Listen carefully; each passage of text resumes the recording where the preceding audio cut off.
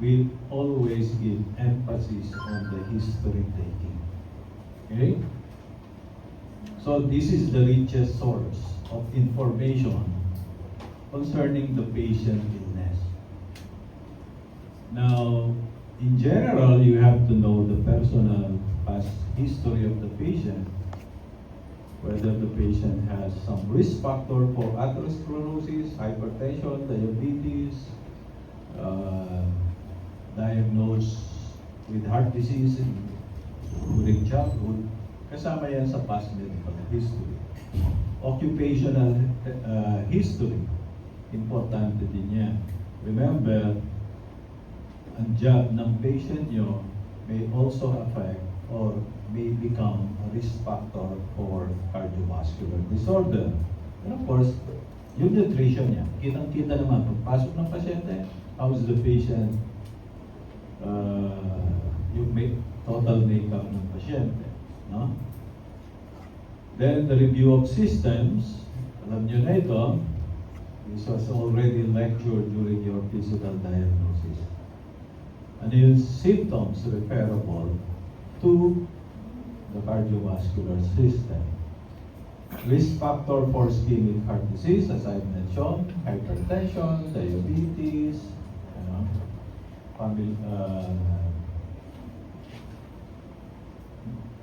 hyperlipidemia. Then, yung activity ng pasyente, how is the patient? Ano yung functional status ng pasyente? Importante yan. Now, the symptoms of the cardiovascular illness, maybe most of the time it's secondary to the myocardium, myocardial ischemia, okay? Angina, chest pain due to coronary artery disease. It's an imbalance between oxygen demand and supply, or a disturbance in the contraction and or relaxation of the myocardium. Contraction is systole, relaxation is diastole. Or any obstruction in the blood flow,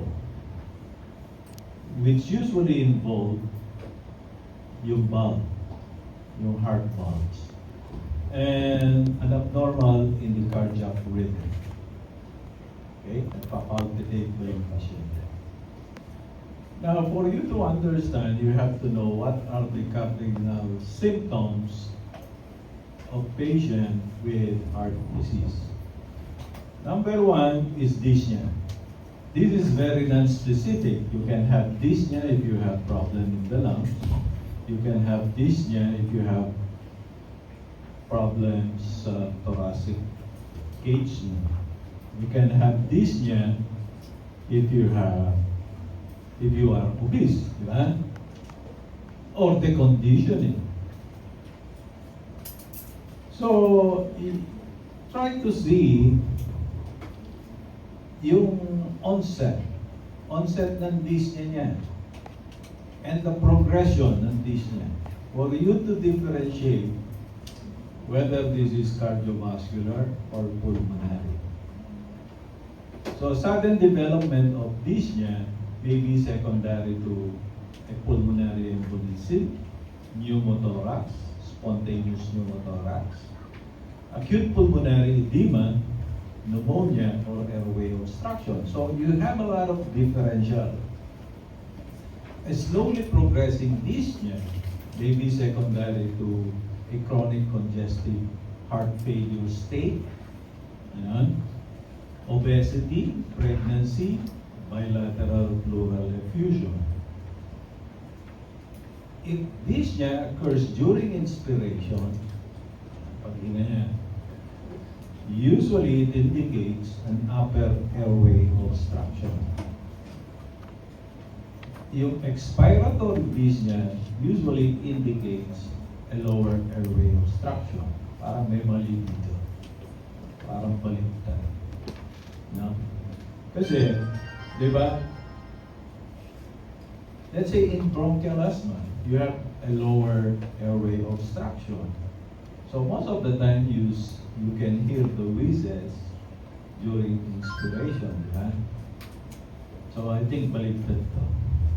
Orthopnea is defined naman as dyspnea in the recumbent position. So how do you ask the patient? Nalulunod ka ba pag gamit mo ng isang unan lang? Are you more comfortable na mataas ang unan mo? Okay? So that is orthopnea. Now,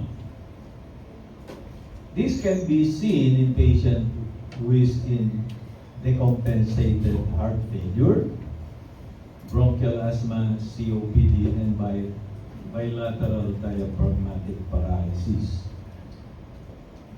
Yung PND naman is different from orthopnea. Bakit? Initially, makakahiga yung pasyente. Comfortable yan, makakatulog. Then, suddenly, patient is awakened at night, nahihirapan huminga. And usually, this is relieved pag umupo siya. So you call that paroxysmal nocturnal dyspnea, which is isang symptoms of heart failure. And most of the time, this is accompanied by cough, wheezing, and sweating. No? So yun ang pagtatanong niya. Nagigising ka ba sa gabi? Nahirap kang huminga. Okay? So most of the time, patient may have orthopnea and at the same time, may also have paroxysmal nocturnal dyspnea. Tripopnea naman is dyspnea which occur in a lateral decubitus position. Okay? So sino yung mga pasyente nito? Let's say you have an aneurysm on one side, the saccular aneurysm. Pag higa niya dun sa side na yun, napocompress ang lungs, then the patient may develop tripopnea. Lactipnea is dyspnea which occurs in an upright position. So, mga terminologies lang yan. So, the most common sign ng patient, or most of the time, patient will come to you complaining of chest pain. So, this is another symptoms. To a patient who suddenly develops severe chest pain, and nilagay niya yung fish niya dito sa kanyang precordium, you call that the Levin sign. Okay? So that is very typical of an acute myocardial infarction. Pag gano'n ang ng pasyente, always think of acute myocardial infarction, and most of the time this is accompanied by cold clammy perspiration or shortness of breath. Pag coronary yan. In patients who are diabetic, 20% of this patient will not experience any chest pain. They may experience what we call the anginal equivalent. Una, ano ba yung angina? This is chest pain. Is most of the time described as heaviness, constricting, during exertion, and it is relieved by rest. So that's the definition of angina. And most of the time, the cause of this is a coronary artery blockade or stenosis. Okay? So, anginal equivalent may be ang complaint usually ng pasyente, pwedeng radiation lang sa left arm or forearm, sa lower jaw, sa neck, shoulders, or sometimes dito sa may epigastric area. Any pain from the lower jaw up to your umbilicus, pwedeng anginal yun. Usually, it occurs during exertion. So, tatanungin mo yung pasyente. Tatanungin nyo, kailan sumusumpong yung pain nyo? Does it occur during exertion? Pag napapagod ka ba, doon sumasakit? No? I remember a patient na pumunta siya sa dentist, akala niya masakit ang ngipin. O yung meron siyang problem sa ngipin or jaw niya sa gums. Pero sumusumpong yun, it occurs pag-akyat niya ng hagdan. And hihinto siya, mawawala. Okay? So pwedeng mangyari yun.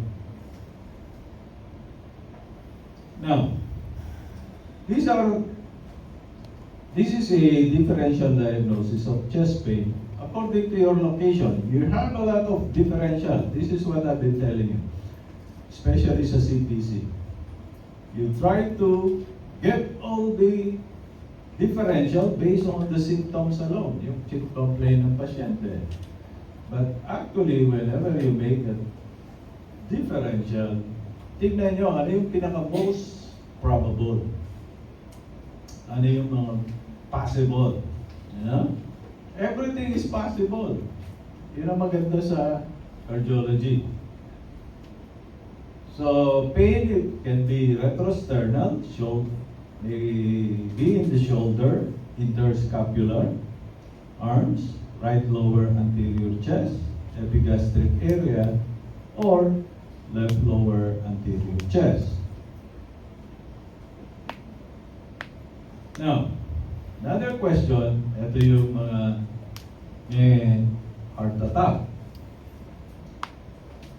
Itong maraming buhok, pinagpapawisan siya.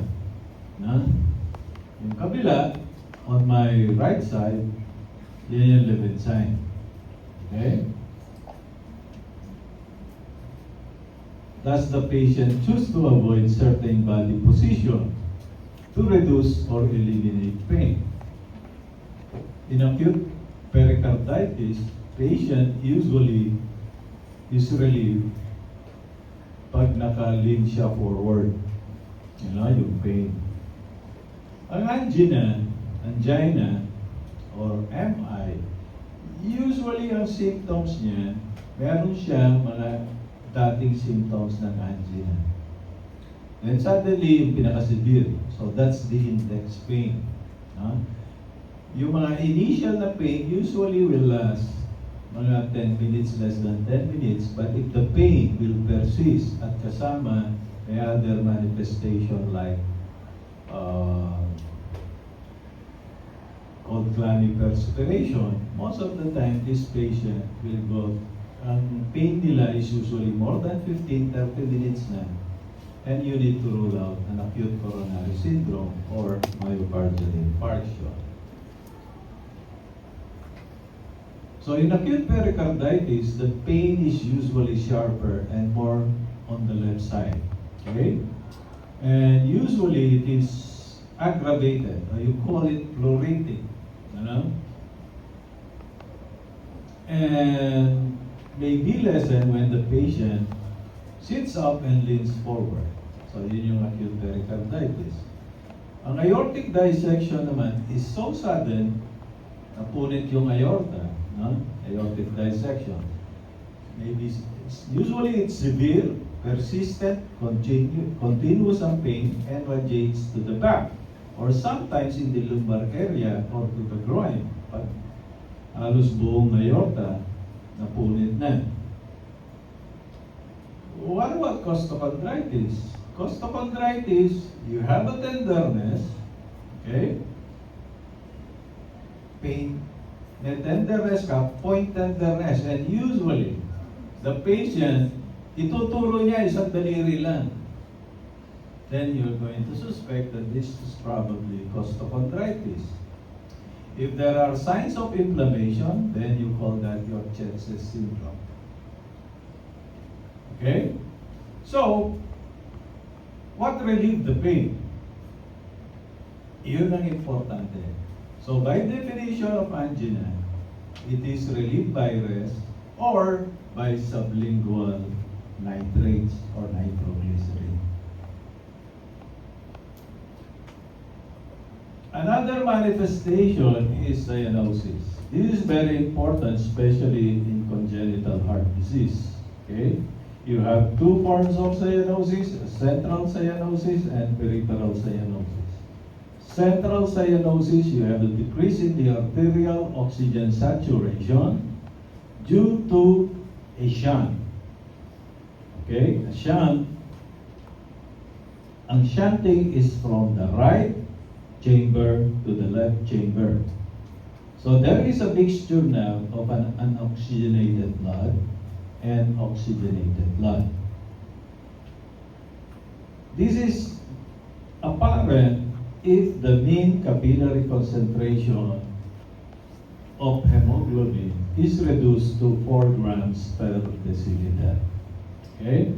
Or you have a 0.5 grams per deciliter of methemoglobin, or a saturation of less than 85%, O2 saturation. Okay? Ang peripheral naman, these are the patient na hypotensive, na exposed sa low output sila, no? Or an exposure to cold. So, ibig sabihin, this is secondary to vasoconstriction.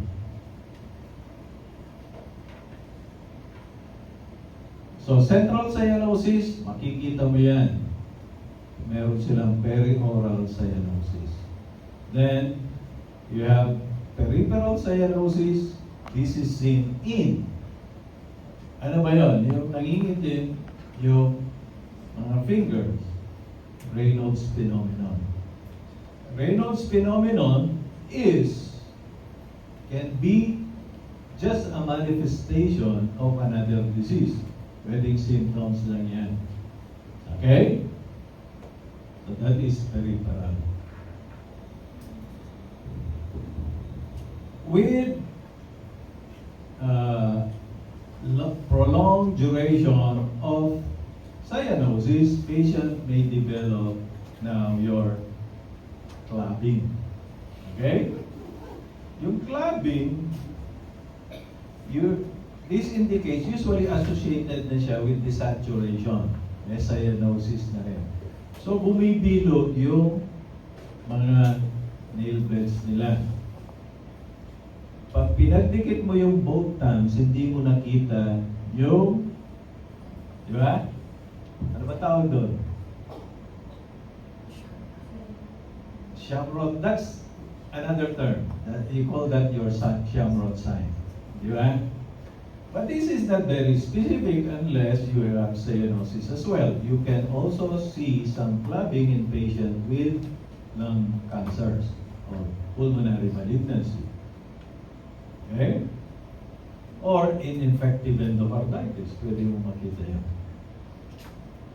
But most of the time, if you see cyanosis plus clubbing of the fingers, then you think of a reversal na siya to a simple congenital heart disease or yung mga congenital heart diseases that starts with letter T. Alam niyo ba yung mga yan? This is complex congenital. Truncus arteriosus, tetralogy of Fallot. Kita mo yan. So, ibig sabihin, you have to look kung kailan nagsimulang mangitim ang pasyente. Does it occurs at birth? Pag umiyak ba siya, nangingitim yung labi. Okay? O pagkapanganak niya, maitim na. Cyanotic na siya.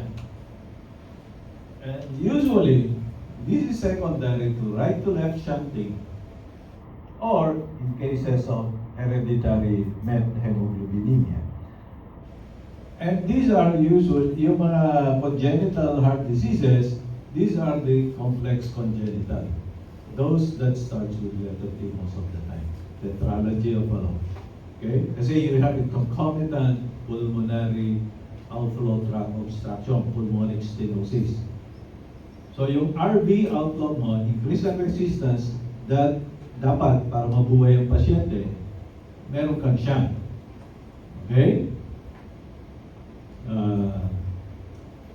What about if the cyanosis starts at age 1 to 3 months? So you can have PDA with spontaneous closure of the PDA in the presence of a right-sided obstructive cardiac anomaly. Sometimes tetralogy of Fallot yung obstruction mo sa pulmonary outflow is not that significant. So sometimes, pwedeng late na yung onset ng cyanosis nila. So hindi parating all or none yan. Okay? Merong in between. So at 6 months, ito naman yung differential. Development or progression of the RV outflow tract obstruction in patient with BSD. Ito yung tetralogy of Fallot na borderline ang obstruction sa RVOT o yung pulmonary stenosis. Pwede kasi mag-progression. Okay? Then, late na yung cyanosis ng mga pasyente. Between 5 to 20 years of age, you have a simple congenital, patient gradually develop pulmonary hypertension, then the shunt now become reversed. Instead na initially left to right siya because of a higher pressure on the left side and a lower pressure on the right side. Ano? Pagkapanganak niyan, parang normal sila. But because of the increased flow to the pulmonary circulation, gradually the pulmonary artery pressures goes up and patient will develop pulmonary hypertension. Magkakaroon ng reversal ng shunt. From left to right, magiging right to left. Okay?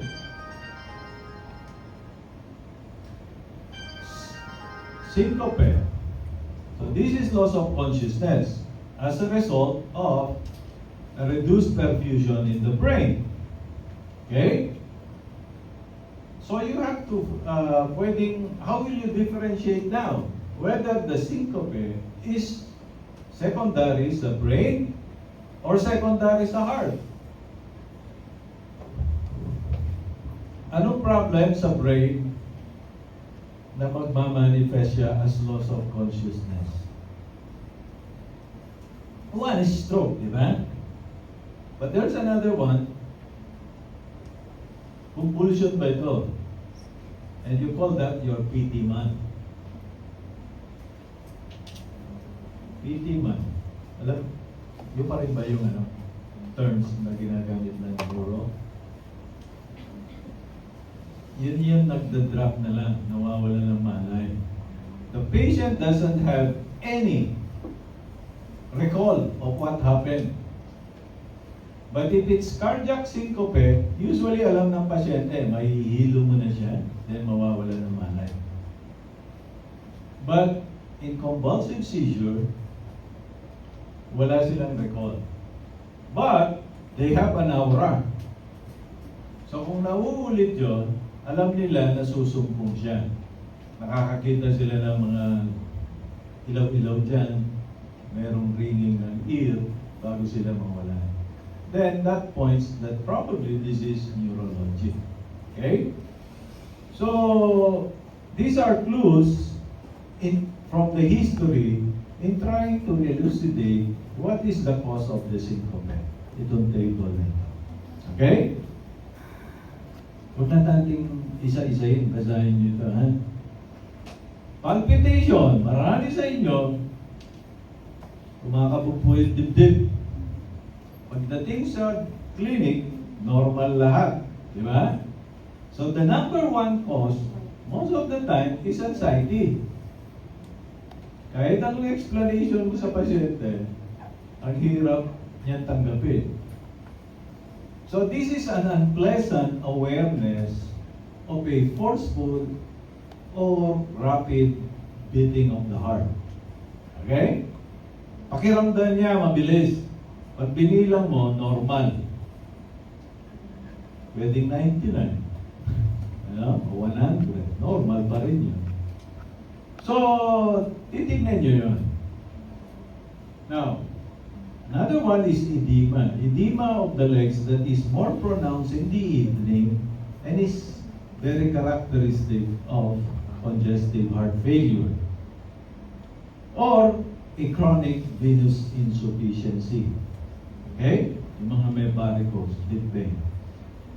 And usually this is preceded by a weight gain of at least 7 to 10 pounds. Another manifestation, may edema nga siya, pwede rin may ascites ang pasyente.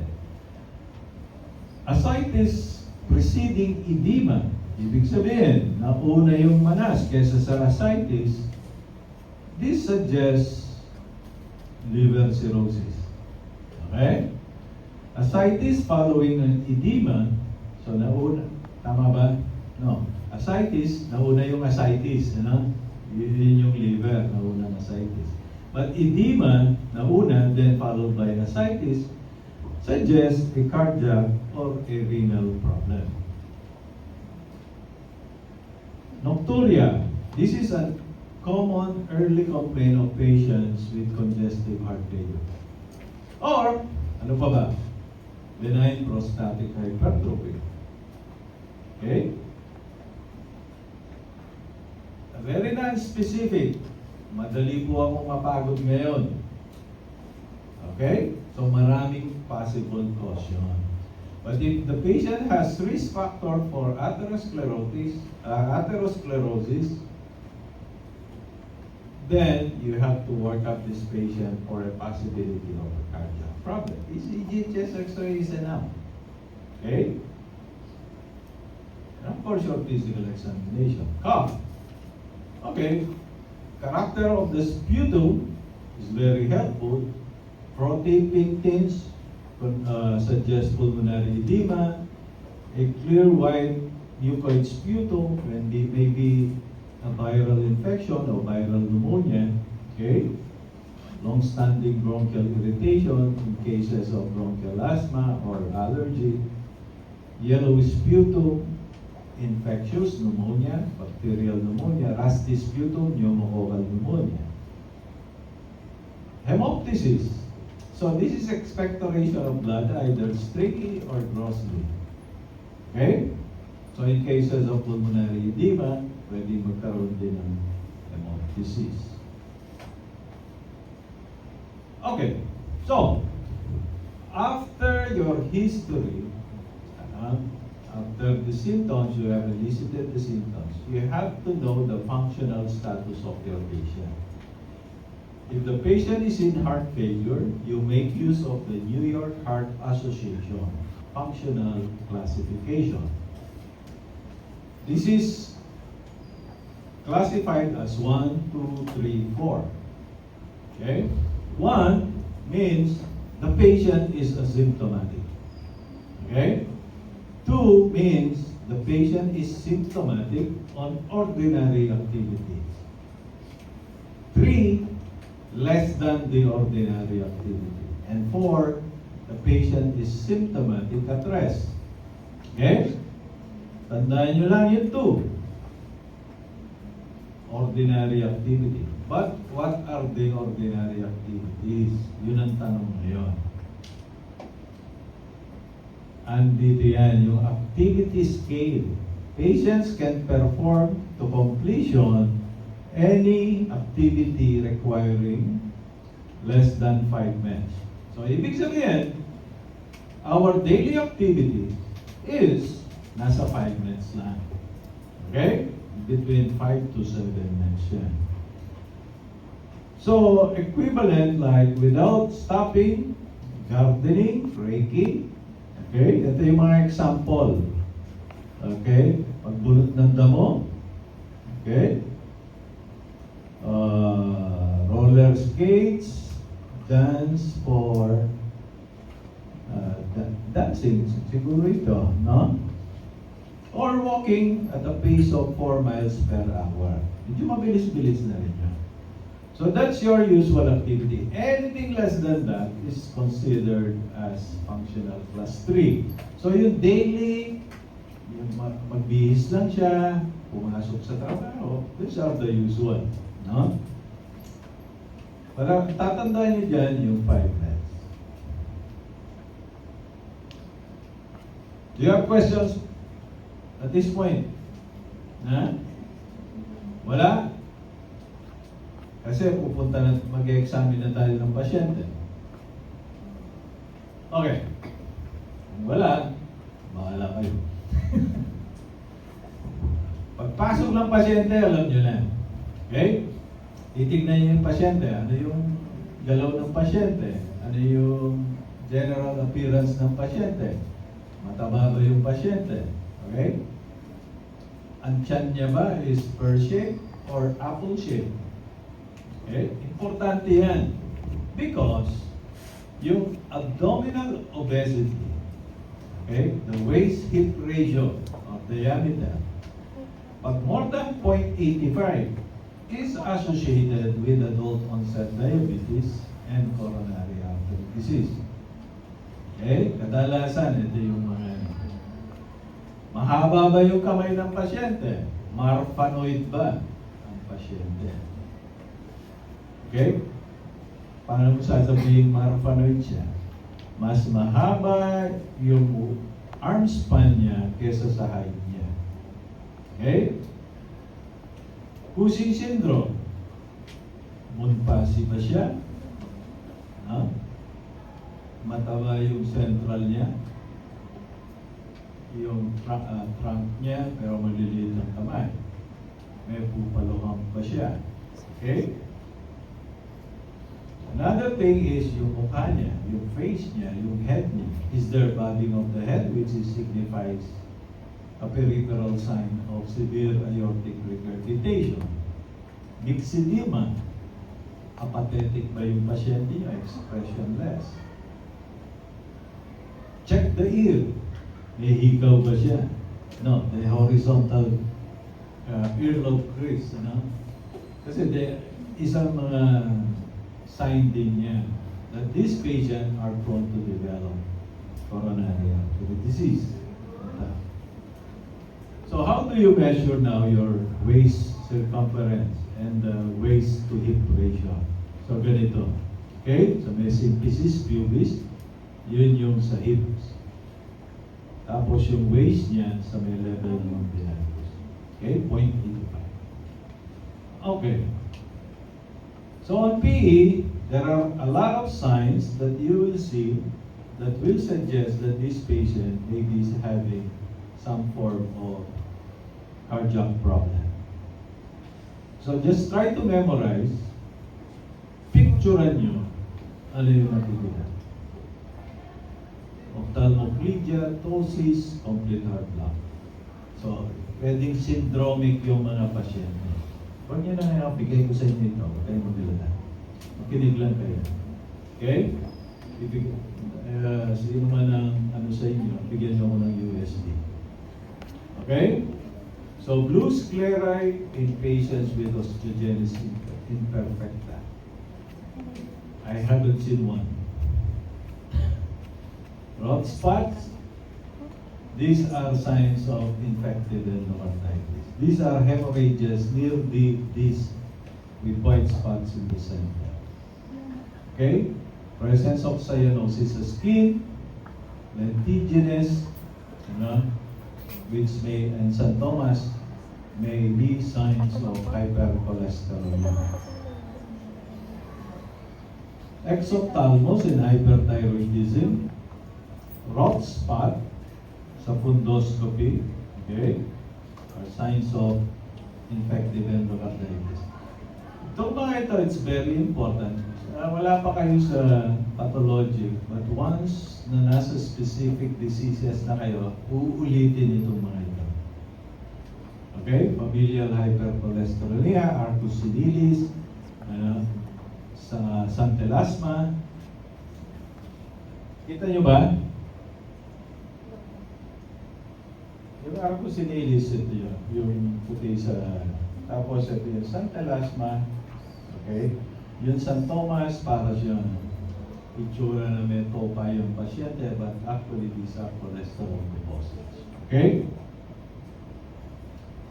Xanthomas, pwede rin ganito makita nyo. Okay? In the extremities,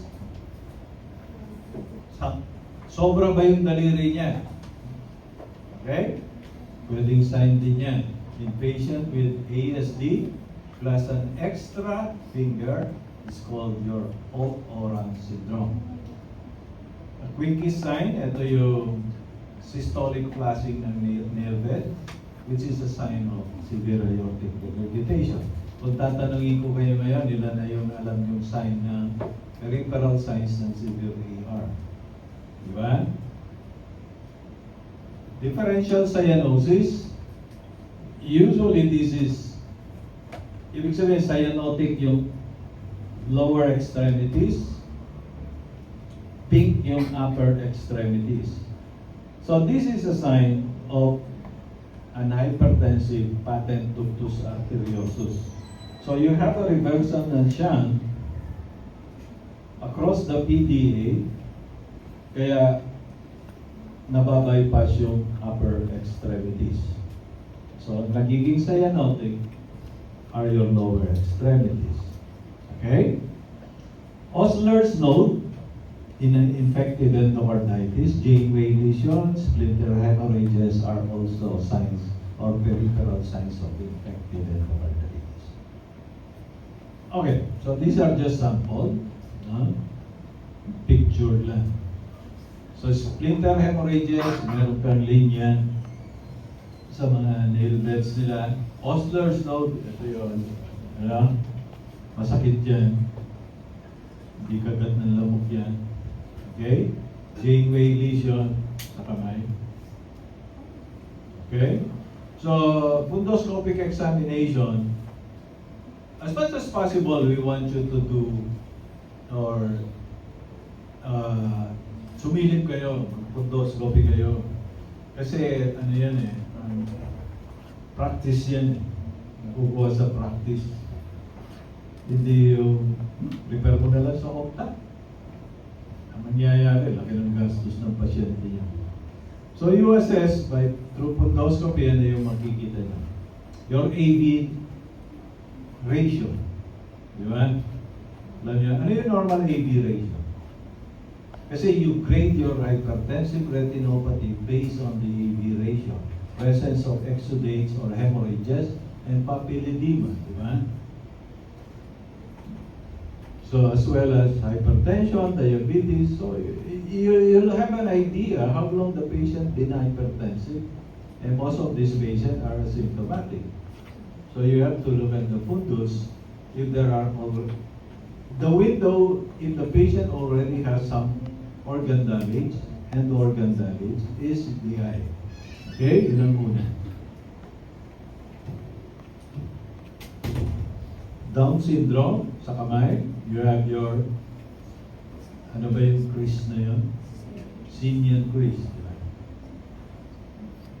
Cute niyan. Down syndrome, you have hypertelorism, low set ears. Okay? And most of the time, this chromosomal abnormality may be associated with congenital heart disease. Down syndrome, ang most common is an AVSD, atrioventricular septal defect. Or, ito yung mga tinatawag na partial. May partial, may complete AV septal defect. Marfan syndrome, okay? You have different signs. So pag nakakita kayo ng ganito ang itsura, always measure the wide span, tsaka height ng pasyente. Do the wrist sign, thumb sign, okay? So usually you can diagnose this clinically. Actually, in the diagnosis of Marfan syndrome, meron niyang criteria, may mga check-up ka kung meron ng pasyente. Okay, so this is subluxation ng lens, tumabingi yung lens, or this is what you call your wrist sign or thumb sign. Ang Marfan syndromes, they are at risk of developing an ascending aneurysm. Okay, ascending aneurysm or aortic aneurysm or severe aortic regurgitation. Do you think this is Marfan? Meron ba siya? So this is an autosomal dominant disorder of connective tissue. Diba? And these patients are prone to have aortic aneurysm, aortic regurgitation, or floppy mitral valve. Yun ang pinagtatanong dyan. May Marfan ba siya o Ehlers-Danlos siya? Okay?